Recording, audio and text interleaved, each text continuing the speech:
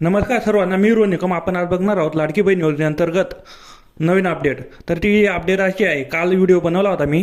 तर त्या व्हिडिओमध्ये सांगितलं होतं की बऱ्याच महिलांचे आधार कार्ड वेगळे दिले राहतील, बँकेत जॉईन नाही राहणार. तर काही महिलांचे जॉईन राहतील तर ते दुसऱ्या बँकेला जॉईन राहणार आहेत. तर आता बऱ्याच महिलांचे आधार कार्ड दुसऱ्या बँकेला जॉईन आहेत आणि त्यांचे पैसे दुसऱ्या ठिकाणी गेले आहेत आणि त्यांनी पासबुक दुसऱ्या बँकेचे दिलेले होते.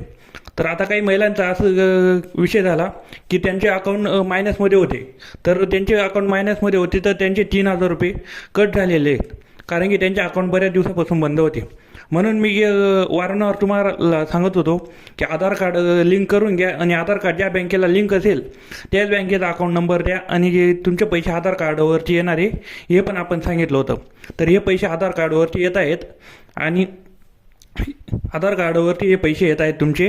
तर आता बऱ्याच महिलांचे पैसे दुसऱ्या बँकेत गेलेत आणि ते बँकेचे अकाउंट मायनस असल्यामुळे त्यांना 3,000 रुपये आले, पण त्यांचे 2-3,000 रुपये असेच मायनसमध्ये कट झाले आहेत. तर तुम्ही बी अजून सुद्धा तुमच्याजवळ अजून 2 दिवस वेळ आहे. तर तुम्ही बघू शकतात. आता काही महिलांना मेसेज आला आहे, ज्यांचे आधार कार्ड लिंक नाही आहे त्यांना मेसेज आला आहे की बुवा तुम्ही तुमचे अकाउंट आधार कार्ड लिंक करून घ्या अकाउंटला. तर मग तुम्ही पण तुमचे आधार कार्ड अकाउंटला लिंक करून घ्या आणि तेव्हाच तुमच्या खात्यावरचे पैसे येतील. नाहीतर मग अशा खूप महिलांचे पैसे मायनसमध्ये गेले तर तुमचे पण जायला नको.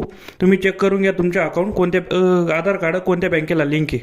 तर धन्यवाद. अशाच व्हिडिओसाठी आपल्या चॅनलला